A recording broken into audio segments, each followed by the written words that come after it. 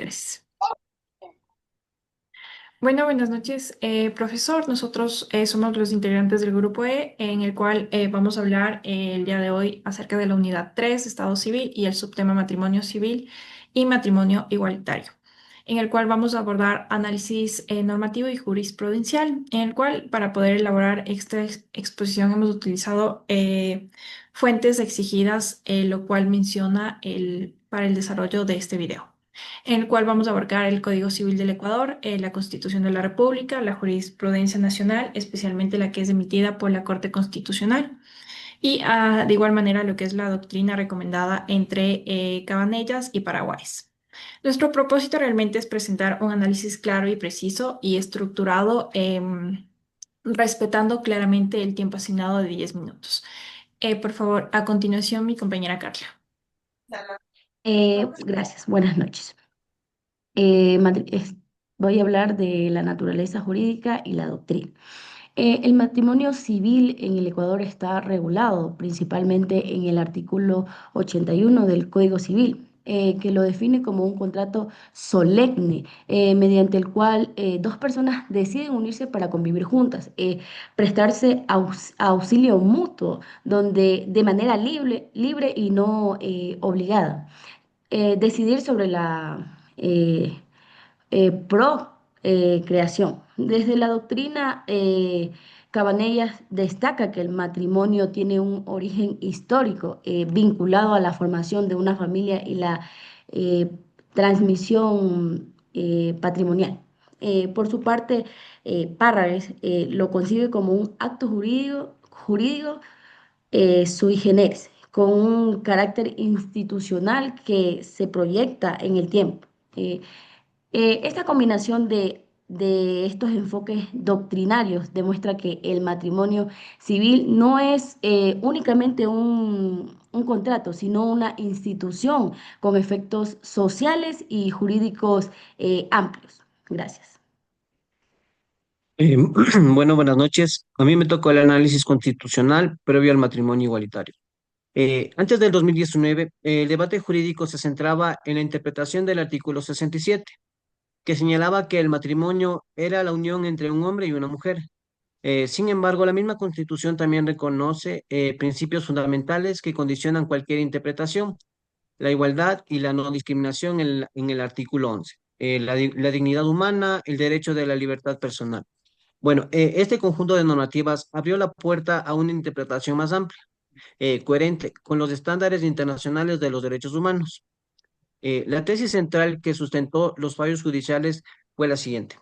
La Corte Constitucional determinó que limitar el matrimonio exclusivamente a la unión entre un hombre y una mujer resultaba ser una medida inconstitucional por dos razones: la violación al principio de igualdad y la no discriminación. A continuación, mi compañero. Ok, muy buenas noches. Bueno, analizando el matrimonio igualitario y la jurisprudencia constitucional, bueno, tengo una intervención. Quiero destacar que el desarrollo del matrimonio igualitario en el Ecuador no puede entenderse únicamente desde la normativa interna. También está profundamente marcado por el derecho internacional de los derechos humanos. En el año 2017, la Corte Interamericana de Derechos Humanos emitió la opinión consultiva, donde estableció que los estados estamos obligados a garantizar el proceso igualitario al matrimonio civil para parejas del mismo sexo. En el caso ecuatoriano, esta obligatoriedad, ¿cómo se dice? En el caso ecuatoriano se fundamenta en el artículo 417 de nuestra Constitución, que reconoce la primacía de los tratados y normas internacionales que siempre resulten más favorables para la persona. Bueno, con base a todo y con ello se solicita el principio que exige que toda interpretación jurídica favorezca de la manera más amplia la protección de los derechos humanos. Este marco jurídico fue determinante para que Ecuador avanzara hacia el reconocimiento del matrimonio igualitario. Gracias. De mi parte voy a hablar un poco más profundo sobre la sentencia 1118 CN /19 de la Corte Constitucional. Perdón. El momento decisivo ocurre en junio del 2019, cuando la Corte Constitucional resuelve varias consultas de normas relacionadas con el matrimonio igualitario. La sentencia antes mencionada establece los cuatro puntos a destacar, que son, número uno, que no existe contradicción entre el artículo 67 de la Constitución, antes mencionada por mi compañero, y la opinión consultiva de la OC/24-17.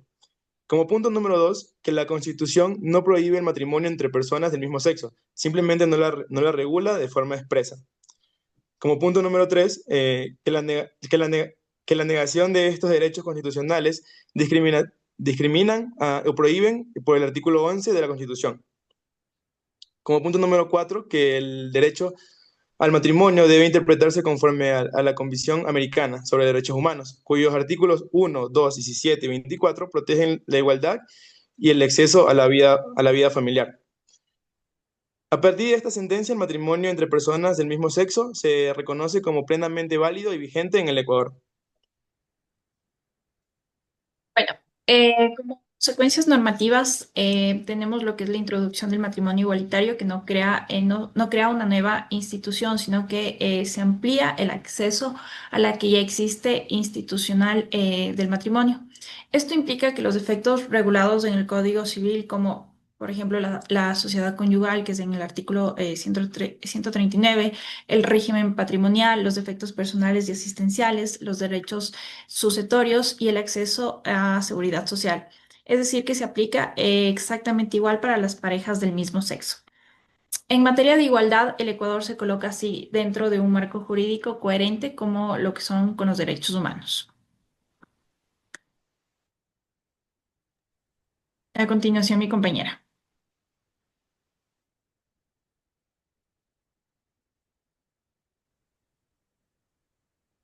Gracias, compañera. Con la reforma jurisprudencial del 2019 en el Ecuador, consolida un modelo jurídico sensible a a los principios constitucionales contemporáneos: dignidad, igualdad y no discriminación. El matrimonio civil deja de ser entendido únicamente en su forma tradicional, y para ser una institución inclusiva, garantista y acorde con la realidad social actual. Gracias. En la actualidad es muy importante tener en cuenta que el matrimonio ya no es únicamente solo entre hombre y mujer, sino también se puede dar entre personas del mismo sexo. Con esto damos por concluida nuestra exposición grupal, cumpliendo con el uso del Código Civil, la Constitución y la jurisprudencia constitucional. La doctrina recomendada tal como exigen los lineamientos del examen. Con eso damos por concluido nuestro deber, querido doctor, y eso sería todo.